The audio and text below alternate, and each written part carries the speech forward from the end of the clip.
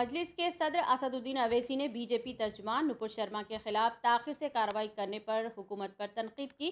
मजलिस के सदर ने कहा कि नुपुर शर्मा के खिलाफ कार्रवाई 10 दिन कबल ही लेना चाहिए था। असदुद्दीन अवैसी ने कहा कि नरेंद्र मोदी ने अरब ममालिक के दबाव के बाद मुतहरिक हुए हैं। मजलिस के सदर कतर में मौजूद हिंदुस्तानी सफ़ीर के बयान को लेकर भी शदीद तनकीद की और वजारत तर्जुमान से इस्तफसार किया कि आखिर सफ़ीर बीजेपी के तर्जुमान कब से बन गए।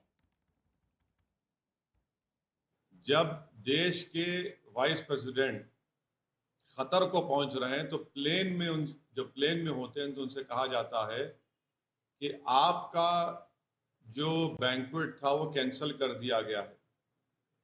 तो जब देश के वाइस प्रेसिडेंट खतर में होते हैं, खतर की सरकार हमारे देश के एम्बेसडर को बुलाकर उनसे कहती है कि आप माफ़ी चाहें, क्योंकि बीजेपी के एक स्पोक्स पर्सन ने प्रॉफिट मोहम्मद सल्लल्लाहु अलैहि वसल्लम की शान में बकवास बकी है, झूठ बका है।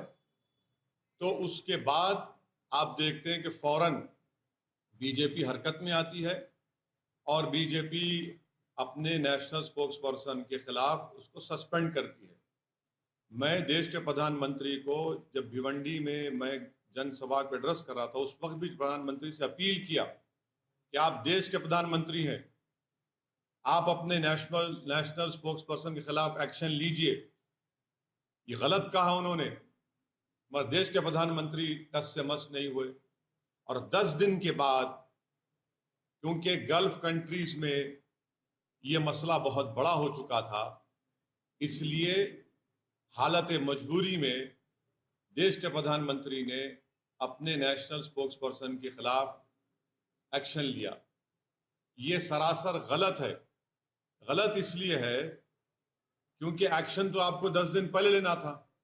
जब मैं बहैसियत एक भारत के इंडियन सिटीजन के, मेरा मजहब मुसलमान, मैं मुसलमान हूं, हम आपसे अपील कर रहे हैं, डिमांड कर रहे हैं कि आप एक्शन लीजिए। अब एक्शन नहीं लेते आप, क्यों एक्शन नहीं लिया आप बताइए देश के प्रधानमंत्री। क्या असदुद्दीन ओवैसी का डिमांड, क्या असदुद्दीन ओवैसी की आवाज फॉरेन कंट्री के लीडर से कम है क्या? आप मेरे प्रधानमंत्री हैं, आपको मेरी बात सुननी चाहिए। आप फॉरेन कंट्रीज के लीडर्स को खुश करना चाहते हैं, आप उनकी तकलीफ को समझते, हमारी तकलीफ को नहीं समझते। आप कौन समझेगा हमारी दिली तकलीफ को?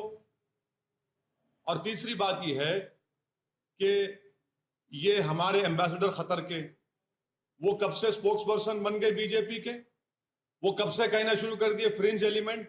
वो क्या, ये भारत की जो हमारे जो एमईए का डिपार्टमेंट है, चाइना की तरह अलग है ना। चाइना में तो जो एम्बेसडर होता है वो सीपीपी पार्टी का मेंबर होता है। ये कब से हो गया कि एम्बेसडर अब बीजेपी का मेंबर हो चुका है क्या? एम्बेसडर एम्बेसडर होता है, एमईए के मातहत आता है।